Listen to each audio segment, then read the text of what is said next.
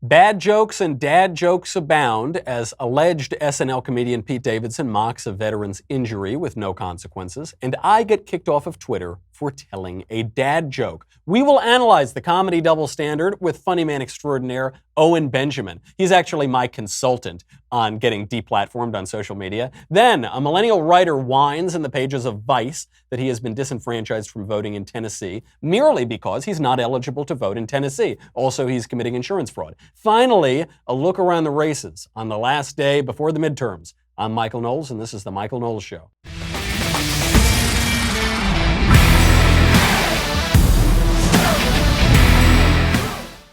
I knew I'd get banned from Twitter at some point. It was only a matter of time. I figured it might be something that I said that was incendiary or controversial or politically incorrect. No. It was for telling a dad joke. We will go into it and precisely what got me deplatformed and why Jack Dorsey is a big jerk. But first, let's make a little money, honey. Let's talk about ZipRecruiter. So, I've talked about ZipRecruiter for a long time. There are job sites that will send you a ton of wrong resumes to sort through. That's not smart. There are job sites that make you wait for the right candidates to apply to your job. That is not smart. What is smart is using your relative. What is also not smart, rather, is using your relatives to fill in at work while you're looking for staff.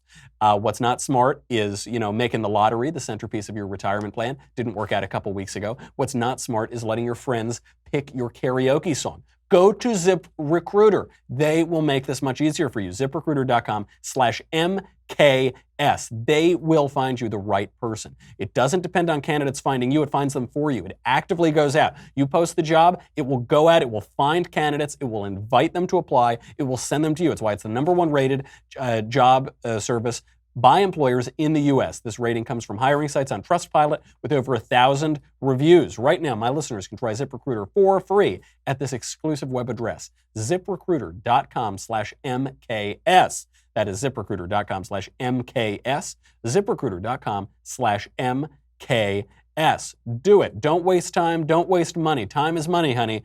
Go to ZipRecruiter, the smartest way to hire. Well, I've missed you all. I've missed you all the last few days. Usually I get to talk to people over the weekend on Twitter, and this time I couldn't. By the way, I've never been more productive in my entire life. Not being on Twitter is unbelievable. It has freed up so much of my time. They have kicked me off. The reason that they have suspended me, because I could get my platform back in 2 seconds. All I have to do is delete the offensive post. Eventually, I suppose I'll have to, but I'm resisting for now. They want me to delete a post, and it's wrong. I don't want to delete it. The post that I tweeted out that created so much trouble was this. It said, quote, "Remember, Democrats, don't forget to vote on Wednesday, November 7th.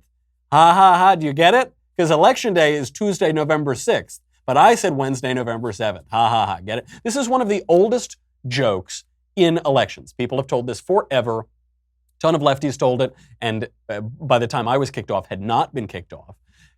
But then I even went further. I went further to show the punchline of this joke, because I suspected they might use this as an excuse to kick me off. So I added to that tweet. The addition to that tweet said, quote, "Specifically, of course, I mean voting in this poll, which will be open until Wednesday, November 7th, should Twitter ban or suspend conservatives over election jokes." Thank you, Jack Dorsey and Twitter, for proving my point. For proving you couldn't have done it any better. I log on to Twitter, and so I told this joke, and nothing happened for 24 hours. The time I got kicked off of Twitter was when Donald Trump Jr. retweeted something that I had sent out. I'd criticized CNN or something like that. Don Jr. retweets it. Almost immediately, I'm kicked off of Twitter. A full day after I send out my election joke. And a ton of other of the same election joke all up on the internet. I mean, here's SNL made a similar election joke in their coverage. Here they are. Me and all my friends can't wait to vote, so we'll see you at the polls next Thursday. Tuesday. I know, Mom, I'm kidding. It was not funny! So be part of the victory. Get out there and vote. Is SNL going to get kicked off of Twitter? Is SNL going to get kicked off of YouTube for telling that, for saying, oh, that's on a different day, haha. It's on Thursday, it's on Wednesday, it's not on Tuesday? Of course not. A ton of blue check marks had tweeted out, hey, Republicans, don't forget to vote on Wednesday, ha ha ha. And they had not been blocked. So they block me. I log into my account and it says, quote, your account has been locked. We have determined that this account violated the Twitter rules. As a result, we've locked your account. What rule did I violate? Can anybody show me the rule that I violated? Because I looked through the Twitter rules. There's no rule that I violated. There was one blog post that talked about misleading during an election, but what it was talking about was misleading who you're representing. If you're representing a campaign or a political party or this, obviously I'm not representing any of those things. So specifically, it didn't say you can't make election jokes. But of course we know that because they didn't kick off the left. They only kick off right-wingers or use it as an excuse. So at this point, I'm kicked off. Some of the Daily Wire guys start a Free Knowles hashtag. So it gets a lot of posts very quickly. So Twitter finally responds. They won't respond to my appeal. They will not. I appealed that ruling and I said, look, I explicitly underline the punchline to the joke, which is a poll about kicking conservatives off Twitter. You shouldn't kick people off for a joke, but even in this joke, I'm explicitly not talking about the midterm elections. They won't respond to my appeal, but they responded very quickly when we started pointing out all the left-wingers who made the same joke. They deleted their posts. They deleted those posts. They would rather censor a handful of leftists than stop censoring conservatives. Absolutely outrageous. So they've kicked me off of Twitter. At some point, I'll have to take down the post, in part because the election will be over, so there's no reason to have it up anymore. And Twitter also already took down the post, but they will not respond. This is targeted. This is a ton of bias. And the question that we need to ask these big tech companies like Twitter is, does their interference constitute election interference?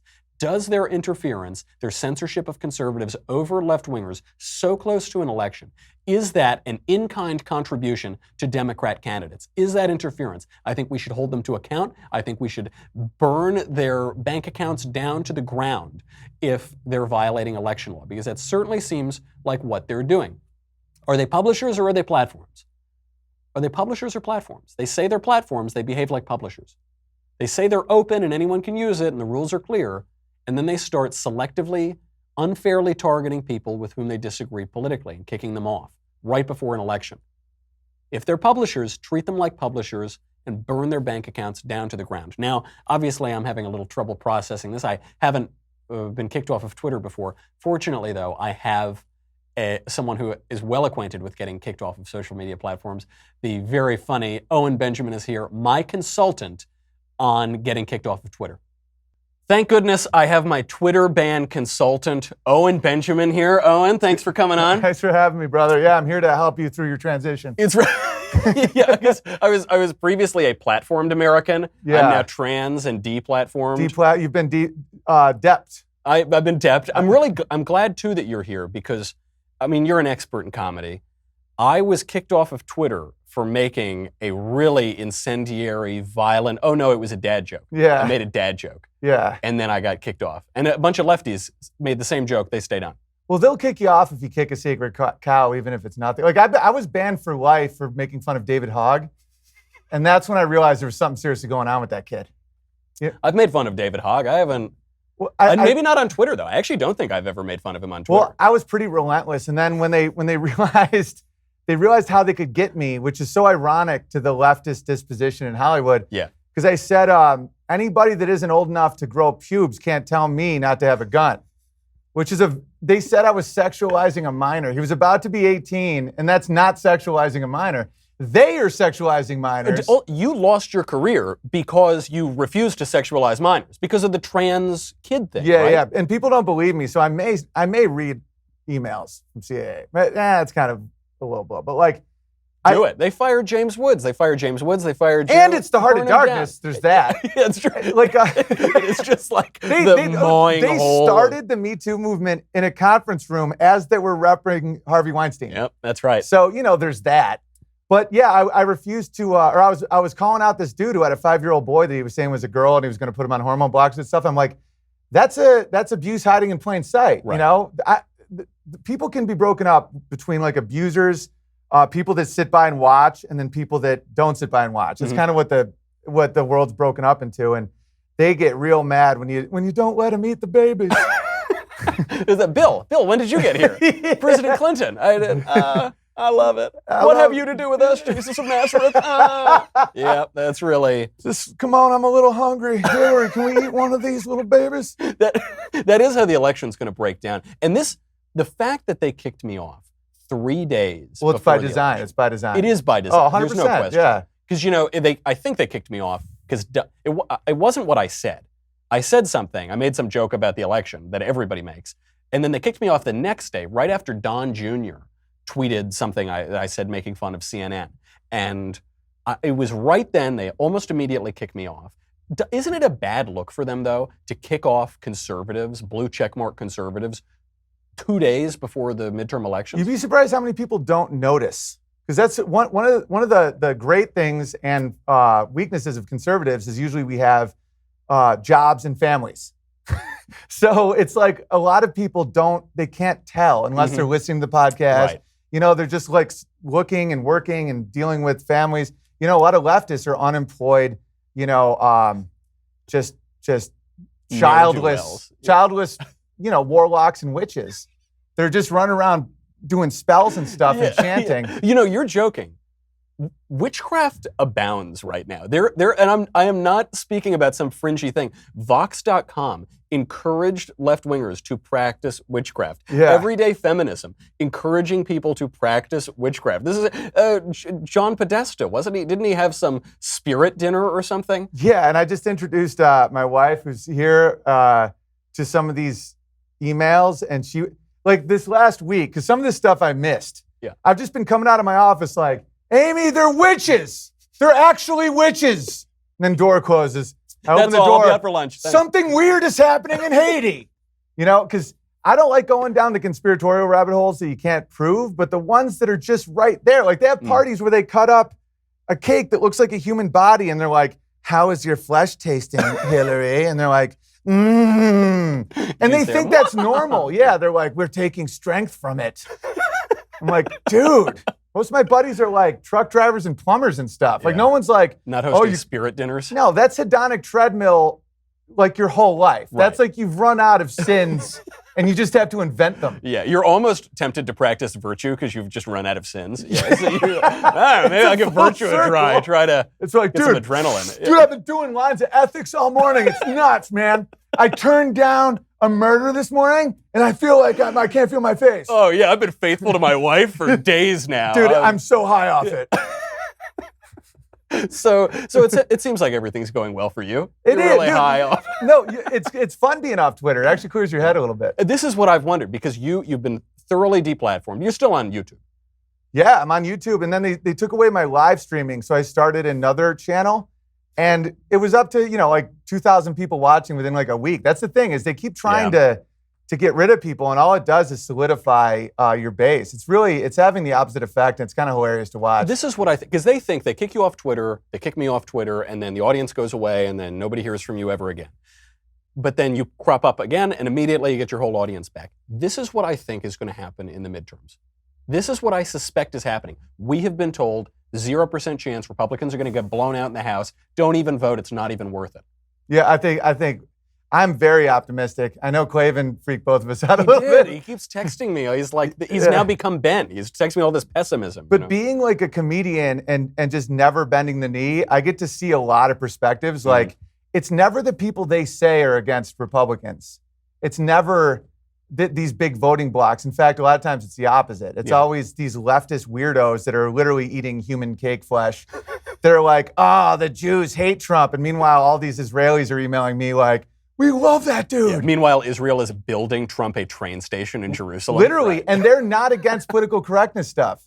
That's right. It's only white girls from your alma mater. I know. They're ruining the world. They're ruining the entire world. It is all white millennial girls. They have some Ivy League degree, certainly. Yeah. And they're offended on behalf of every other person on earth. Literally. They're like, well, I have a made-up friend whose friend is black. And Jerome doesn't like it. Yeah, T-Bone. And that's the thing, is they always treat them like the worst stereotypes of what they're trying to defend. That's right. They're like, they can't read, so that isn't very nice of you. And you're like, they can read. They can read. They do this on voter ID. They say, Michael, we can't require IDs to vote, black people can't get IDs. Exactly. Like, exactly. I think they can. I'm pretty sure black people are entirely capable of getting IDs. In fact, I think they have IDs. I've been to bars with black people. I've bought tobacco. I've traveled on airplanes. I think they can get IDs. If they stop importing them, Yeah. I think you'll see Hispanic people start leaning right. Oh yeah. They already do. That's why they lean left, just because they get a new crop of illegals. Yeah, right. And they're like, we'll give you a card if you vote for this witch. And Hillary's like, abracadabra. And that's the thing, is like, people assume that my wife was on the left because she's half Mexican, and I'm like, her whole family's on the right. Like, why would you assume that? Yeah, right. It makes no sense. Like, I'm really tall. I don't play basketball. I'm not black. I'm just kidding. True. It's a stereotype on stereotype. You know, this actually, what you've just said, your wife, she makes me really grateful for America. You She know, does. The American dream. It is the dream. The American nightmare being married to Owen Benjamin sometimes. She's a brave woman. But it makes me really grateful. And this reminds me of Operation American Gratitude. Oh, tell me more Do you about want? it. Oh, I don't know if you've heard about this, Operation American Gratitude. I really like them for two reasons. One, because then we can make a little money, honey. But two, you know that. But also, they do excellent, excellent work. This is the opposite of witchcraft. Operation American Gratitude was started when the founder heard a Vietnam veteran say on his podcast that he had never been welcomed home in 50 years since returning from Vietnam. So, Operation American Gratitude, you go, you get a box, you'll get your own kit, it'll give you a bunch of thank you cards for veterans, an interview a veteran card, a You Are Not Forgotten card, a POW MIA card, a 58-220 card, that's the people who were lost in Vietnam, for those who made the ultimate sacrifice, and what's more, 100% of the profit from Operation American Gratitude goes toward building the Freedom Never Sleeps Business Training Center in beautiful Eagle, Idaho. I love Idaho. I love eagles. Like, it's the best combination. See, I don't love eagles. We'll get to that in a second. They're trying to take out my chickens. But go on. Okay, all right, fair enough. It's an on-site 6-month paid entrepreneurship training program designed for veterans and underprivileged youth. You can make life better for Vietnam veterans, and you can also instill a sense of gratitude so that your kids don't grow up to become these screeching, awful, millennial, America-hating people. Gratitude really is the antidote to witchcraft. It is. It actually is. If you're around Hillary Clinton and you're like, oh, thanks for this coffee, she'd just be like, and she'd just melt into just a puddle of something that Bill would be like, can I drink up that puddle? Like, they're just so gross. Anyway, how do people know that you sent them? The way that you can find out that I sent them is to go to raisingamericans.com/covfefe, COVFEFE, get your Operation American Gratitude Kit. You will get a 25% discount for this week only in honor of Veterans Day coming up. You can make Vietnam veterans' lives better, help your kids learn some gratitude for less than $20. As always, partnering alongside Operation American Gratitude makes you 50% more likely to meet George Washington in heaven. It's guaranteed. Happy Veterans Day. And will you be grateful if they do this? I will be extraordinarily grateful if they do this, because this is the great thing about a rising tide lifting all ships and American productivity. You help us, you help the show, you help get a message out, you help Vietnam veterans, you help little kids. The only people you don't help are those witches. Which you don't want to help. You don't want to help them. No. Absolutely not. So go over there, raisingamericans.com/covfefe. That's right, you should go over there too. I will, absolutely go over there. I might spell covfefe wrong, though. I'm going to have to Google it. I know.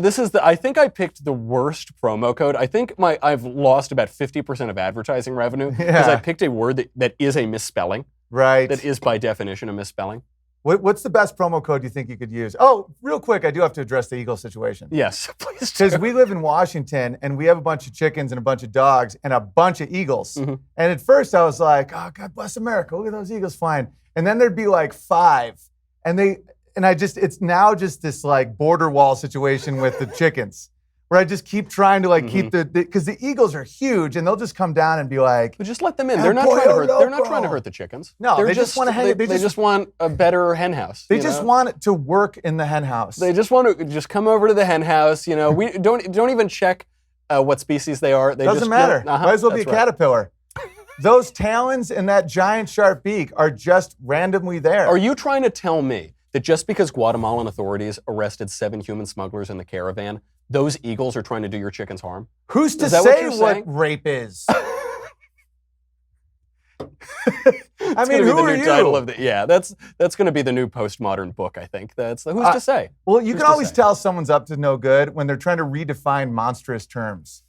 Like, that's the biggest red flag ever. It's like, well, Yeah. Like say, what happened with Polanski with all the celebrities? Remember Whoopi Goldberg was like, well, it wasn't rape. It wasn't rape. It wasn't real rape. It Right. wasn't, yeah. So when you're trying to make these distinctions, you back away.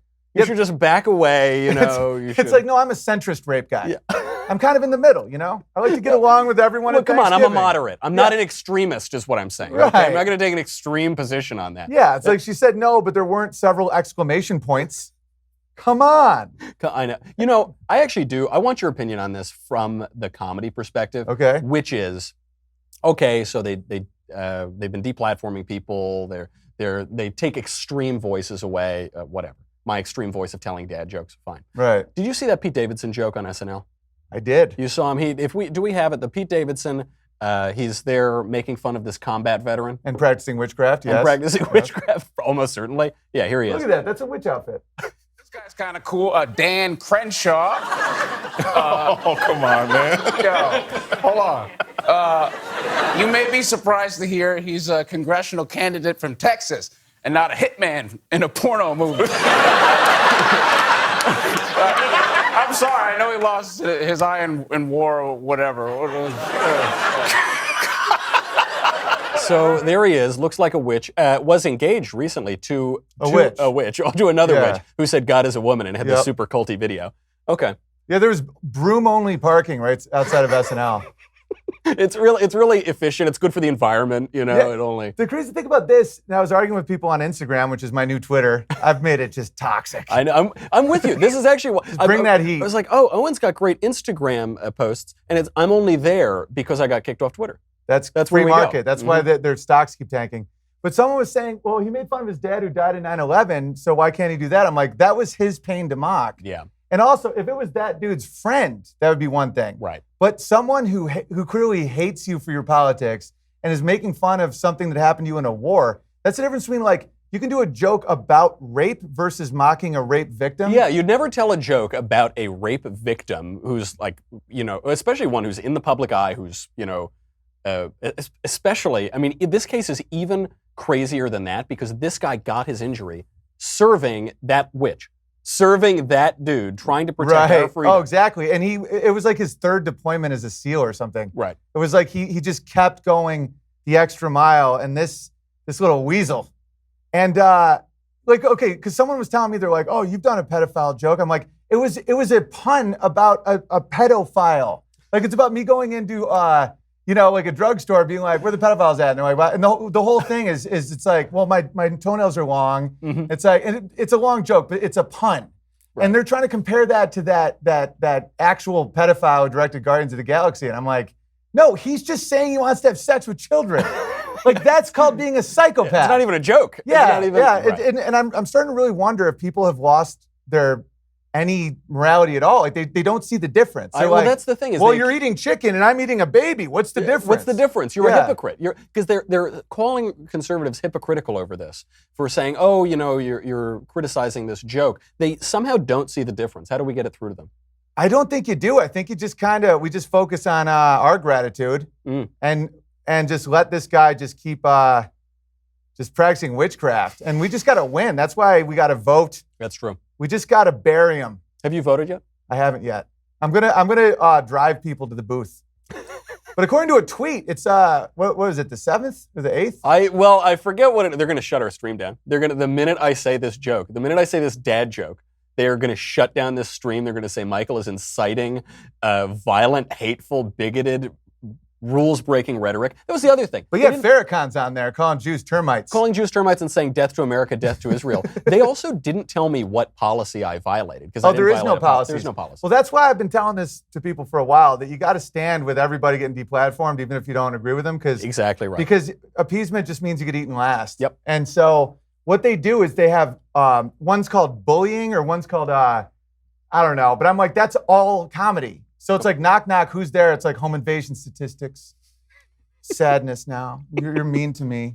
And you're like, okay, so now my job is everything's an exaggeration, hyperbole, irony. Right. Like, I can't do it if I don't do that. So they're just waiting to ice me. They would ice me if they knew that it wouldn't create the opposite effect. That's true. And if they weren't going to abolish ICE, they're really getting caught in that, abolish ICE kind of rhetoric. I know, it's like, we're going to ice Owen. It's like, oh, so you're for ICE? It's like, What do you mean? You mean the existence of a nation? No. No, not me. No, come on, let's not talk crazy No, I don't think talk. we should enforce laws. No. Not at all. It just kinda Sanctuary happened. city. Well, this is my sanctuary tank. I know. Yeah. Right Yeah. now you're in my sanctuary cave in Bora Bora, I think. Yeah, this is definitely a CIA black ops. Yeah. All right. Owen, I got to kick you out. Good to see you. You're the man. Good time. And where can people find you? Where have you not been blacklisted? Hugepianist.com to get tickets to my upcoming tour or my last special Persona Non Grata shot in Atlanta. All right. And make sure to follow Owen on the dwindling list of social media platforms that will have him. You're still on Instagram. I'm on Instagram, but Facebook gives me 30-day bans. They let me back for one day, and then they kick me every time. Every time. Like Zuckerberg's playing this little game of cat and mouse with me. It's really Yeah, nice. well, I just bought a drone, so we'll see what happens.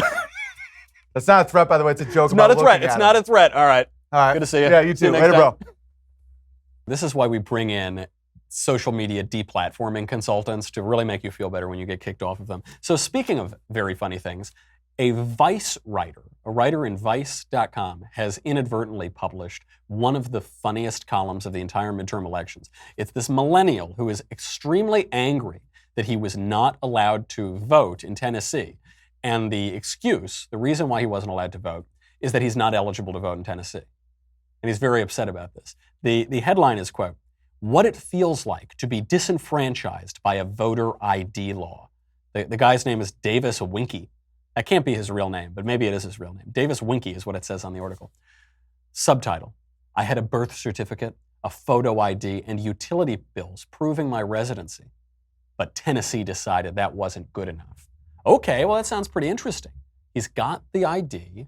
He's got the proof that he's a Tennessee resident. Okay. I'm with you. Let's see. Maybe these laws really are discriminatory. Maybe they're really preventing you from, oh, no, not at all. It's just total nonsense. He goes on to write, quote, "You had to have either a Tennessee state-issued ID or a federally issued photo ID in order to vote. My wife and I were in this strange situation of being young and married, but still somewhat financially dependent on our parents. Our vehicles were registered in our parents' names, and we had Georgia driver's licenses. Registering the vehicles in Tennessee would have incurred a pretty significant tax burden, and getting a Tennessee driver's license, we were led to believe by our insurance agents, would be a problem for us, since then we'd be listed as drivers on our parents' cars without Georgia licenses. So we were in this space where we feared losing our transportation or having to incur a significant financial burden if we tried to get Tennessee driver's licenses." I know that was a gobbledygook of words. Let me try to summarize that for you. He didn't have a Tennessee ID. The law says you need to have an ID from Tennessee or from the federal government. He had a Georgia ID. Why? Because he was lying about his residence. So what this means is, one, he was committing insurance fraud because he's saying he lived in Georgia and drove in Georgia when he didn't. He was living and driving in Tennessee. Also, I think he may have tried to rectify this right before the election, but there are cutoff dates for registration. So he missed his shot. Sorry, too bad, try again next time. Then he says, my wife and I were in the strange situation of being young and married, but still financially dependent on our parents. Unfortunately, this is not a strange situation anymore. A lot of millennials do this. I think the age now to go off your parents' cell phone plan is about 65. I think that's the median cutoff. It means that you're a bum. Get off your parents' finances. You're married. You're an adult. Start acting like an adult. Stop being a little child. Stop committing insurance fraud. Stop blaming everybody for your problems. They're your problems. I get it. Look, I sometimes forget deadlines. I forget paperwork. Okay, blah, blah, blah. Fine. You missed the deadline. And you didn't even just miss the deadline to register as a Tennessee resident and get your car insurance and everything pushed over. You chose not to do it because you didn't want to pay taxes. You didn't want to pay fees. You didn't want to be an adult. Okay, fine, but that's your fault. You're a child, and children don't get to vote. Adults vote, not children. Now I think the left is trying to lower the voting age to 12 or something, but they actually are trying to lower it to 16 in certain places. But if you're going to behave like a child, you're going to be treated like a child, and you don't get to vote. If you want to be an adult and you want to stop committing insurance fraud and register where you live and stop having mommy and daddy pay for everything for you and your wife, then you can vote, because then you're behaving like an adult. It's unbelievable, and to even the language that millennials use. Listen to this. We would have to incur a significant financial burden if we tried to get Tennessee driver's licenses. You mean you would have to pay the taxes and fees that you legally are required to pay because you moved to Tennessee. Nobody made you move to Tennessee. You could live in Georgia. You still should have your own car insurance, but nobody made you. You chose to do it, but now you won't accept the consequences for your actions. This is the best they've got. Because the other argument, and we were talking about it with Owen, the other argument against voter ID is a racist argument. They say that black people can't get IDs. They can. Black people have IDs. They have ID cards. They can go vote, they can go buy alcohol, they can go travel on airplanes, they can buy cigarettes. You need IDs for a lot of things in life. And the argument from these white liberals who choose to be offended on behalf of other people is that black people, for whatever reason, aren't capable of getting ID cards. They are. White millennials might not be capable of getting ID cards, but other people can. Don't be offended on behalf of other people.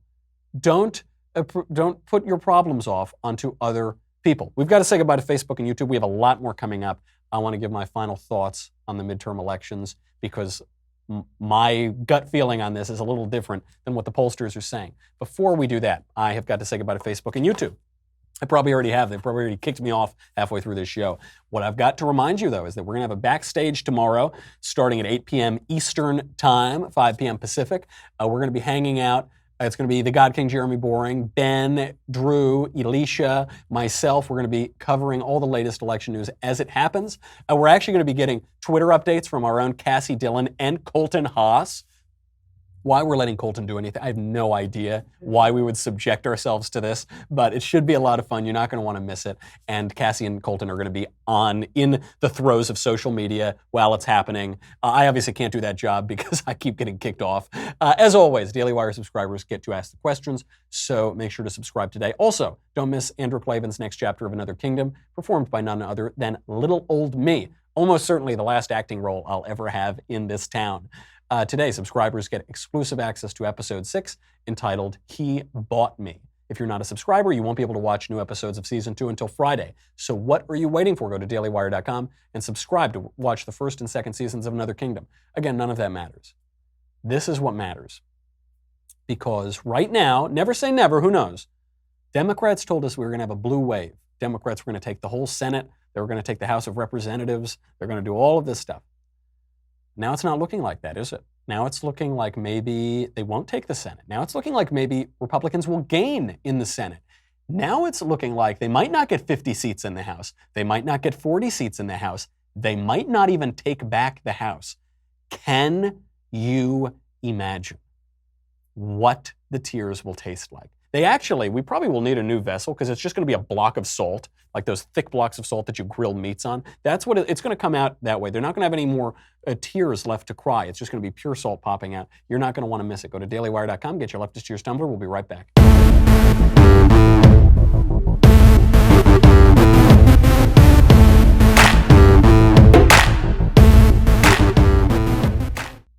All right, the midterms. What do we think about the midterms? Nate Silver tells us 87% chance, I think he's upped it to, that the Democrats take the House.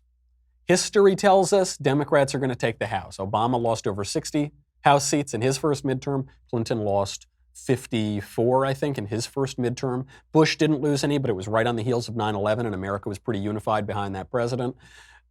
Reagan lost a bunch in his first midterm. It goes on and on and on. Okay. Mike Pence says he thinks we're going to keep the House. Here he is. Well, Buck, I think we're going to expand our majority in the United States Senate, and I think we're going to hold our Republican majority in the House of Representatives. That's what he thinks. Now, I talk to my pollster friends. They say 1 in 1,000 chance Republicans keep the House. But I talk to my Politico friends, the ones on the ground, the ones who are in the fields. They say Republicans are going to keep the House. My gut tells me Republicans are going to keep the House. I know that the odds are so slim when you look at all the numbers. I would, if I were to make a bet on this, I would want some of those good Shapiro odds. You know, I'd want him to give me another one of those 4-to-1 odds, and then I would put money because I'm looking at the data. I get it, but my gut tells me something that this is not a typical midterm election. My gut tells me President Trump hasn't lost votes. My gut tells me Republicans can keep the House by a slim majority, or maybe they'll lose it by a slim number. But that's what my gut is telling me right now. Another reason I'm thinking this is that the Democrats are going fluffy. They're going really, really fluffy. They're not hard charging at the end of this campaign. Here's CNN talking to, they're at a rally for Andrew Gillum, socialist gubernatorial candidate in Florida. And they interview just a random person, just a random woman at the end of the event to get her take on the race. Here they are. For one voter here, this really is personal.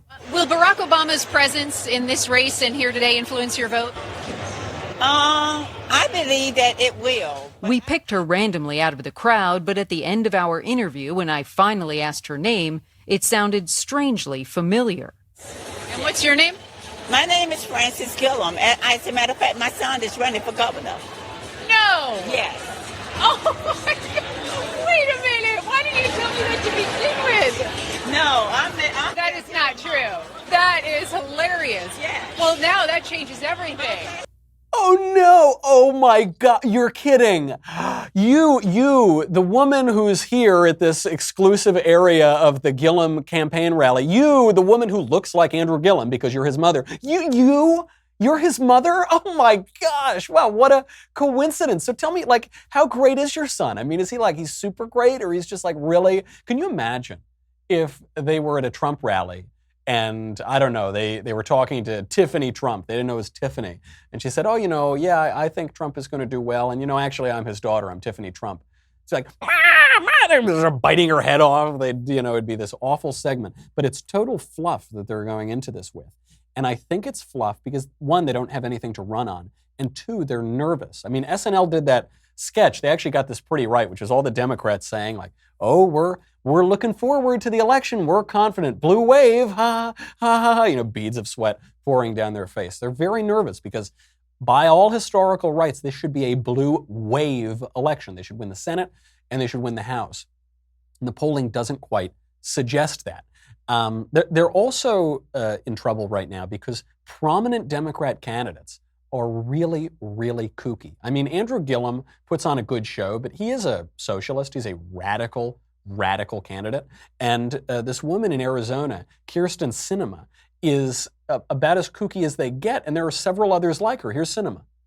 Martha McSally has asked you to apologize for what she said was treasonous comments about somebody being able to go and fight for the Taliban. Do you regret that statement at that time? Martha crossed the line with those comments, and that's the choice that she's made in her campaign, to run a campaign that's based on... But do you regret that statement, though, at all? Well, it was an offhand comment during an interview about a war that I believed was misguided and still believe is misguided. What Martha has chosen to do is run a very negative campaign based on false attacks and smears and lies, and that's her choice. But I think Arizonans are choosing the person that they believe shares their values and they believe will stand up for them. So just to translate that from gobbledygook, what she just said is blah, blah, blah, blah. I'm not going to rescind my comment. And her comment was during the Afghanistan war, the early stages, she said it would be perfectly fine for Americans to go fight for the Taliban. And Martha McSally obviously said, what? No, you can't do that. That's awful. That's treasonous. And she won't even walk that back. She won't even walk back her pro-Taliban comments. And this kind of reminds me a little bit, during the Tea Party election, there were some kooky Senate candidates. None ever as kooky as this woman. I mean, none ever like that. No one ever said that Americans should go fight for the Taliban. But it's like the bizarro world version of the Tea Party. During the Tea Party election, we had this woman, Christine O'Donnell, was running for Senate. And speaking of which, we were talking about witchcraft with Owen. There was some allegation that she practiced witchcraft. And she came out with this insane ad, and said, I am not a witch. Here she is. I'm not a witch. I'm nothing you've heard. I'm you. None of us are perfect, but none of us can be happy with what we see all around us. Politicians who think spending, trading favors, and backroom deals are the ways to stay in office. I'll go to Washington and do what you do. I'm Christine O'Donnell, and I approve this message. I'm you. Okay, not a great ad, not a great campaign from Christine O'Donnell, but I would like to point out the difference between her and Kirsten Sinema. Christine O'Donnell said, I am not a witch. Kirsten Sinema's comments, to say that Americans should go fight for the Taliban is the equivalent of running an ad and saying, I am a witch. I am a witch. Hi, I'm Kirsten Sinema. I am a witch. Yes, I am exactly what you've heard. Everything you've heard is true. I'm a witch. So I get, it was a bad ad from Christine O'Donnell, but at least it was angling at something good. It was her defending herself and saying, no, I'm the good thing, not the bad thing. Kirsten Sinema and other Democrats are saying, no, I'm the bad thing. I'm the bad thing. Open borders, abolish ICE, Americans should fight for the Taliban. That is a big difference. So it's this Bizarro World version. It's Bizarro World Tea Party 2 because, one, it's the midterm right after a controversial presidential election, and because Democrat voter enthusiasm is very high.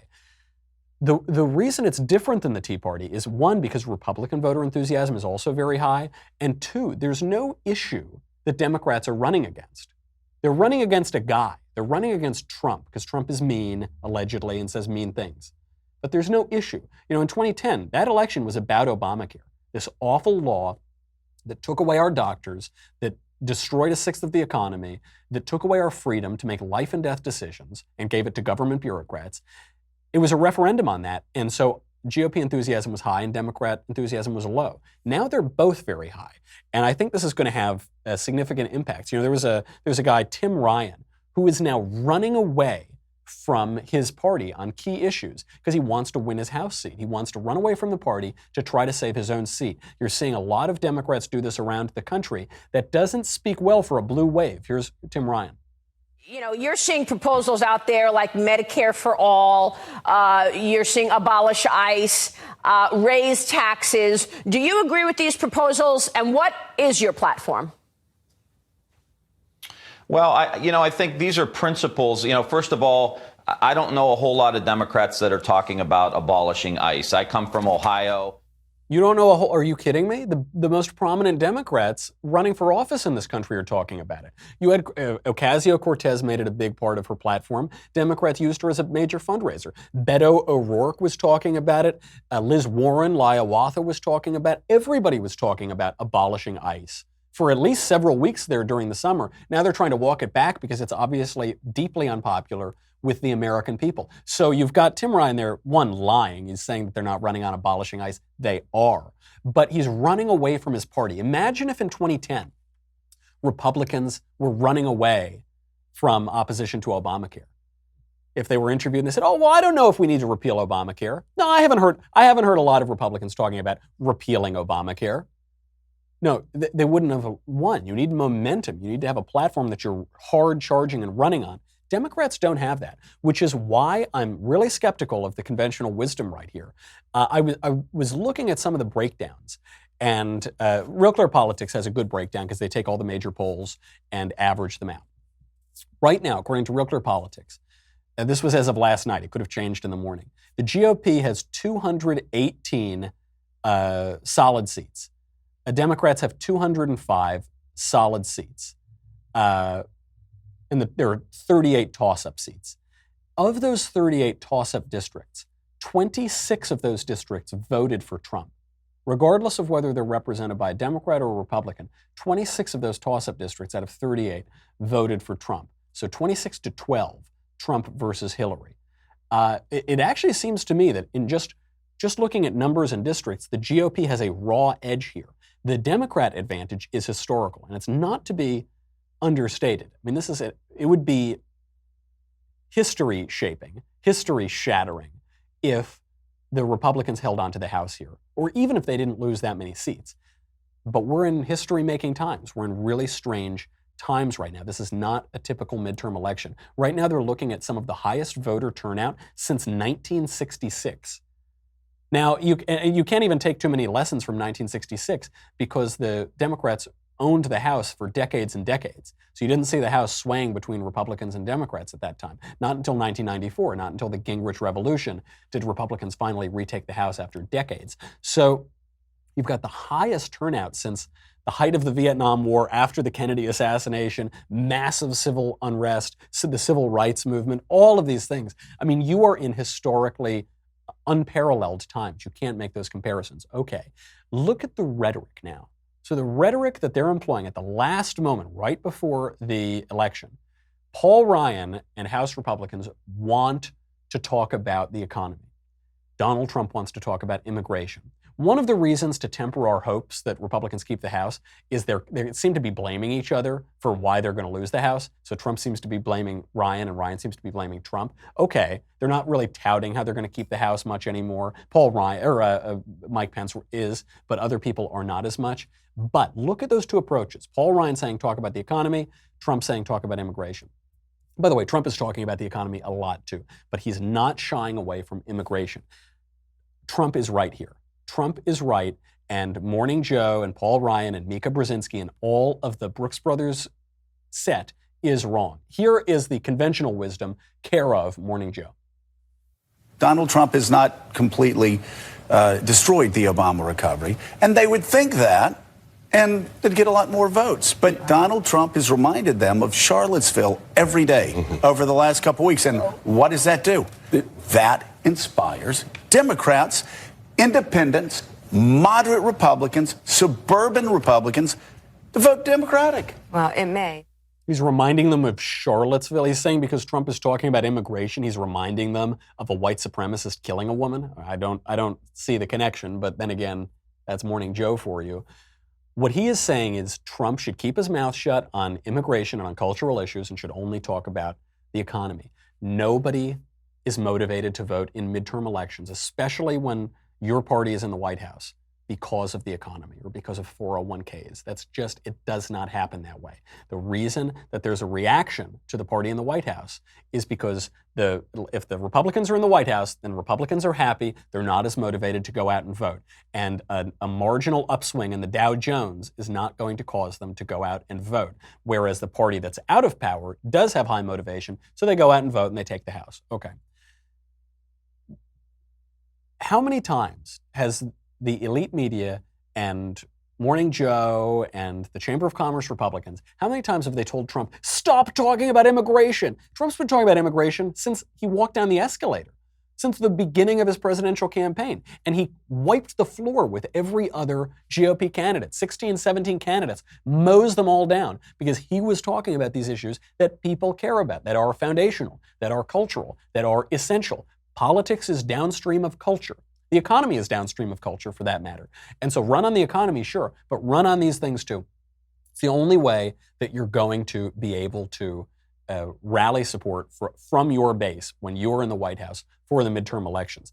That's my gut feeling. My gut feeling is we're going to be in for a lot of surprises. It could all go wrong.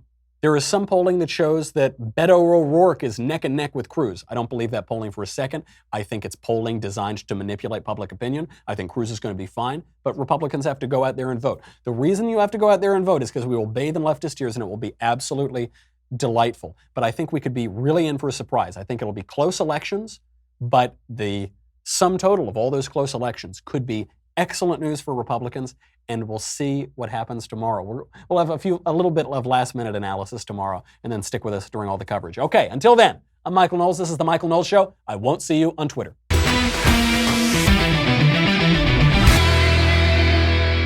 The Michael Knowles Show is produced by Senia Villarreal, executive producer Jeremy Boring, senior producer Jonathan Hay, our supervising producer Mathis Glover, and our technical producer is Austin Stevens. Edited by Jim Nickel. Audio is mixed by Mike Coromina. Hair and makeup is by Jesua Olvera. The Michael Knowles Show is a Daily Wire Forward Publishing production. Copyright Forward Publishing 2018.